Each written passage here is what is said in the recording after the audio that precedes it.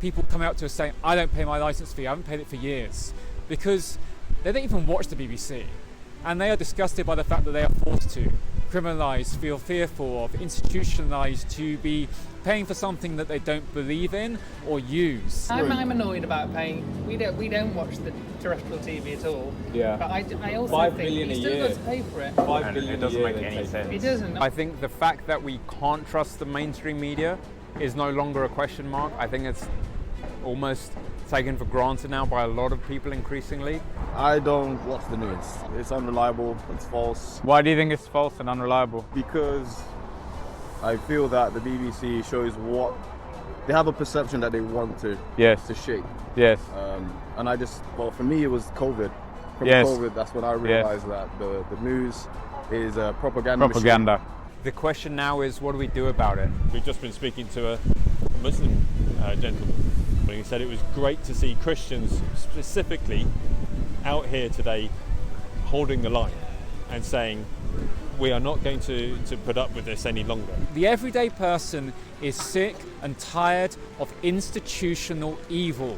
They are feeling indignant and outraged, and they're also feeling powerless. Do you still watch the BBC or the media, or you? I know I'm very anti-BBC. Oh yeah? Yeah, Why? because Out of interest? I just think that the people they're sanctimonious, aren't they? Yes. And see horrible people. Yes.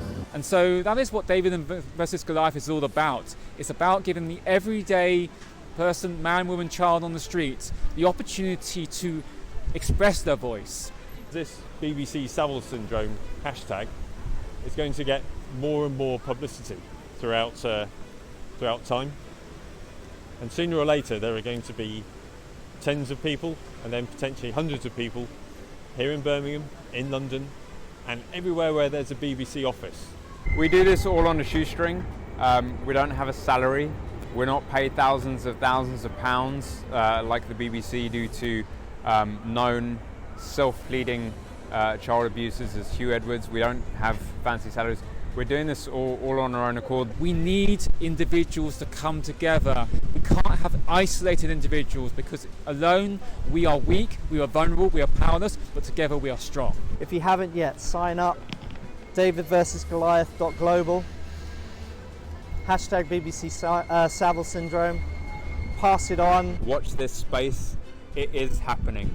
David versus Goliath. And the BBC know it's only a matter of time for us to build more and more reach, more and more of an audience, more and more people who will stand with us. I know the BBC as a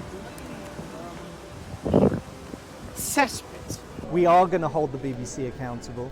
They are going to have to reform. It's just a matter of time. So praise God, glory to Christ for today and what he's done and what he's moving here and what will come from this. And we just look forward to more and more of this message getting out and reaching our brothers and sisters. So, praise God.